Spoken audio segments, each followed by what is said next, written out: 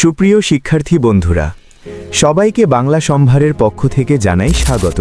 জহির রায়হানের বিখ্যাত আর সত্যি বলতে রীতিমতো গায়ে কাটা দেওয়া একটি ছোট গল্প ২১-এর গল্পের এই বিশেষ বিশ্লেষণে আজ আমরা এই ঐতিহাসিক আর মর্মস্পর্শী গল্পটার একেবারে গভীরে যাব, বোঝার চেষ্টা করব কিভাবে খুব সাধারণ মানুষের জীবনও ইতিহাসের নির্মমতার শিকার হয়। চলুন শুরু করা যাক। গল্পের শুরুতেই কিন্তু আমরা একটা অদ্ভুত গা ছমছমে পরিবেশের মুখোমুখি হই। একবার ভাবুন তো, তপুকে আবার ফিরে পাবো এ কথা ভুলেও ভাবিনি কোনোদিন। তবু সে আবার ফিরে এসেছে আমাদের মাঝে। 4 বছর আগে নিখোঁজ হয়ে যাওয়া একজন খুব কাছের বন্ধু যদি হঠাৎ করে ফিরে আসে, পরিস্থিতি ঠিক কতটা ভুতুড়ে হতে পারে একবার কল্পনা করুন তো। আর ঠিক এখান থেকেই শুরু হয় আমাদের মূল রহস্য। আচ্ছা, একজন শহীদ হয়ে যাওয়া বন্ধু কিভাবে ফিরে এসে তার পুরনো রুমমেটদের একেবারে আতঙ্কের মধ্যে ফেলে দিতে পারে? মানে যে বন্ধুকে তারা একসময় এত ভালোবাসতো, তাকে দেখেই এখন কেন তাদের রক্ত হিম হয়ে আসছে? কেন তারা রাতের অন্ধকারে ভয়ে লেপের নিচে কাঁপছে? কি হয়েছিল আসলে? আলোচনা শুরু করার আগে আপনাদের কাছে অনুরোধ, যারা আমাদের চ্যানেলকে এখনও সাবস্ক্রাইব করেন নাই, সাবস্ক্রাইব করে পাশে থাকা বেল আইকনটি বাজিয়ে দিন। অধ্যায় 1, দ্য চিলিং রিটার্ন বা তপুর সেই ভয়ঙ্কর প্রত্যাবর্তন। চলুন বর্তমানের এই দম বন্ধ করা পরিস্থিতিটা একটু বোঝার চেষ্টা করি। তপুর নিখোঁজ হওয়ার ট্র্যাজেডিটা কিন্তু চারপাশের সবার জীবনেই এক ভয়াবহ প্রভাব ফেলেছিল। রাহাত নামের চরিত্রটি তপুর পরিবারের খোঁজে আক্ষরিক অর্থেই পুরো শহর চষে ফেলেছিল। কিন্তু মর্মান্তিক সত্যিটা কি জানেন? তপুর মা গভীর শোকে মারা গেছেন, আর তার স্ত্রী রেনু জীবনের নিষ্ঠুর নিয়ম মেনে নতুন করে বিয়ে করে অন্য কোথাও চলে গেছে। মানে দাঁড়াচ্ছে, ফিরে আসা এই তপুকে গ্রহণ করার মতো পৃথিবীতে তার নিজের বলতে আর কেউই অবশিষ্ট নেই। অধ্যায় 2, রিমেম্বারিং তপু। এবার আমরা একটু ফ্ল্যাশব্যাক থেকে ঘুরে আসব অতীতের তপুকে জানার জন্য। এখানেই তপুর চরিত্রের সেই ভয়ঙ্কর পরিবর্তনটা আমাদের সামনে খুব পরিষ্কার হয়ে ওঠে। আচ্ছা, অতীতের তপু কেমন ছিল? একদম আড্ডাবাজ, হাসি খুশি একজন মানুষ, যে কিনা দারুণ সব গল্প শোনাতো। সকালে বন্ধুদের নিজের হাতে চা বানিয়ে খাওয়ানো থেকে শুরু করে গ্রামে একটা ডিসপেন্সারি খোলার স্বপ্ন, সব মিলিয়ে মানুষটা ছিল ভীষণ প্রাণবন্ত। কিন্তু বর্তমানের তপু সম্পূর্ণ নিশ্চুপ, হিম শীতল আর অচেনা এক উপস্থিতি, যাকে দেখলে আক্ষরিক অর্থেই বন্ধুদের বুক কেঁপে ওঠে। গল্পের এই জায়গাটাতে এসে একটা ছোট্ট কিন্তু ভীষণ গুরুত্বপূর্ণ তথ্য আমাদের মাথায় রাখতে হবে। তপু কিন্তু জন্ম থেকেই খুঁড়িয়ে হাঁটত, কারণ তার বাঁ পা ডান পায়ের চেয়ে ঠিক 2 ইঞ্চি ছোট ছিল। এই ব্যাপারটা সে সবসময় উঁচু হিলের জুতো পরে লুকিয়ে রাখত।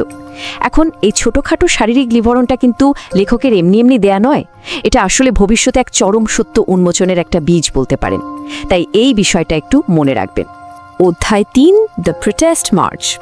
এবার আমরা সরাসরি চলে যাব 1952 সালের সেই ঐতিহাসিক পটভূমিতে।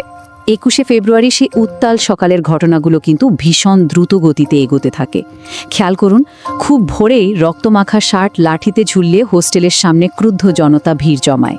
রওনা হওয়ার ঠিক আগে রেনু এসে তপুকে ফিরে যাওয়ার জন্য অনেক মিনতি করে, কিন্তু সে কিছুতেই রাজি হয় না। এরপর মাঝপথে মেডিকেল গেট পার হয়ে মিছিলটা সোজা কার্জন হলের দিকে এগিয়ে যায়। আর এই তীব্র উত্তেজনার ক্লাইম্যাক্স বা চরম পরিণতিটা ঘটে ঠিক হাইকোর্টের মোড়ে গিয়ে। তপুর হাতের ওই বড় প্ল্যাকার্ডটাতে লাল কালিতে কি লেখা ছিল জানেন? রাষ্ট্রভাষা বাংলা চাই। 1952 সালের ভাষা আন্দোলনের একদম মূল দাবি ছিল এটা। ইতিহাস ঘাটলে আমরা দেখতে পাই তপু আর তার বন্ধুরা কিন্তু কোনো নির্দিষ্ট রাজনৈতিক উদ্দেশ্য থেকে নয়, বরং মাতৃভাষার প্রতি একটা গভীর টান আর অধিকারবোধ থেকেই এই ঐতিহাসিক মিছিলে অংশ নিয়েছিল। অধ্যায় 4, আর ট্র্যাজিক এন্ড। চলুন দেখি হাইকোর্টের মোড়ে আসলে ঠিক কি ঘটেছিল। সেখানে মুহূর্তের মধ্যে এক আকস্মিক আর ভয়ঙ্কর বিশৃঙ্খলা তৈরি হয়। আতঙ্কিত জনতা হঠাৎ করে দিকবিদিক শূন্য হয়ে পালাতে শুরু করে। এর মধ্যেই তপু তার সেই প্ল্যাকার্ড সহ মাটিতে লুটিয়ে পড়ে, আর তার কপালের ঠিক মাঝখানে একটা নিখুঁত গোলাকার বুলেটের গর্ত দেখা যায়। চোখের পলকেই সামরিক বাহিনীর লোকেরা তার ওই রক্তাক্ত দেহটা সেখান থেকে তুলে নিয়ে যায়। মানে বন্ধুদের চোখের সামনে থেকেই তপু যেন এক নিমেষে চিরতরে হারিয়ে যায়। চারপাশের এই আকস্মিক ধ্বংসলীলায় বেঁচে যাওয়া বন্ধুরা তো পুরোপুরি স্তব্ধ। রাহাত পালাও, এই একটা মাত্র আর্তনাদই বুঝিয়ে দেয় সেই মুহূর্তের চরম আতঙ্কটা ঠিক কতটা তীব্র ছিল।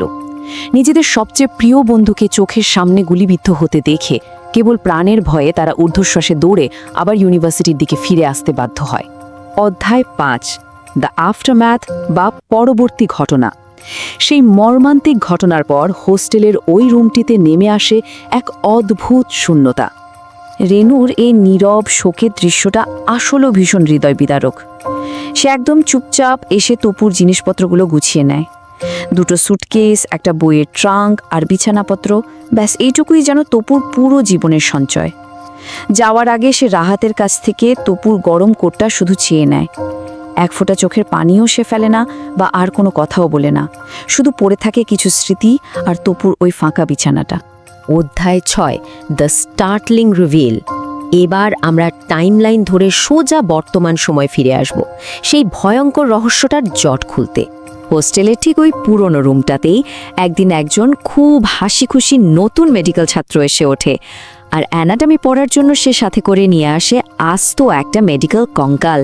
এই নতুন চরিত্রটি কিন্তু আমাদের গল্পের শেষ এবং সবচেয়ে বড় ধাক্কাটা দিতে যাচ্ছে। আর এখানেই ঘটে সবচেয়ে ভয়ঙ্কর আর মাথা ঘুরিয়ে দেওয়া সেই কানেকশনটা। নতুন ছাত্রটি তার বই পড়ার সময় হঠাৎ রাহাতকে একটা প্রশ্ন করে বসে। রাহাত সাহেব, একটু দেখুন তো, আমার স্কালের কপালের মাঝখানটা একটা গর্ত কেন? ভাবা যায়, এই একটা মাত্র প্রশ্নই যেন অতীত আর বর্তমানের সমস্ত রহস্যকে এক সুতোয় গেঁথে ফেলে। মনে আছে সেই 2 ইঞ্চির কথাটা? কঙ্কালের কপালের ওই বুলেটের গর্ত দেখিয়ে রাহাতের মনে গভীর একটা সন্দেহ দানা বাঁধে। সে রীতিমতো কাঁপতে কাঁপতে ঝুড়ি থেকে কঙ্কালের টিবিয়া আর ফিবুলা হাড় দুটো তুলে নেয় মাপার জন্য, এবং সেই মর্মান্তিক সত্যটা উন্মোচিত হয়। কঙ্কালের বাপা ঠিক 2 ইঞ্চি ছোট, যা হুবহু তপুর সেই জন্মগত শারীরিক ত্রুটির সাথে একদম নিখুঁতভাবে মিলে যায়।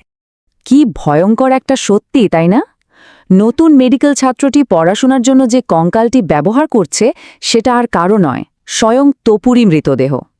গল্পটা ভীষণ নিষ্ঠুরভাবে আমাদের দেখায় যে কিভাবে রাষ্ট্রের একটা সহিংসতা একজন প্রাণবন্ত আড্ডাবাজ বন্ধুকে নিছক একটা নাম পরিচয়হীন মেডিকেল স্পেসিমেনে পরিণত করে দিতে পারে। আর ঠিক এভাবেই 4 বছর পর তপু তার বন্ধুদের মাঝে আবার ফিরে এসেছিল। আমাদের চ্যানেলের ভিডিও ও আলোচনাগুলো যদি আপনাদের ভালো লাগে তাহলে লাইক ও সাবস্ক্রাইব করতে ভুলবেন না এবং বন্ধুদের মাঝে শেয়ার করুন। ধন্যবাদ।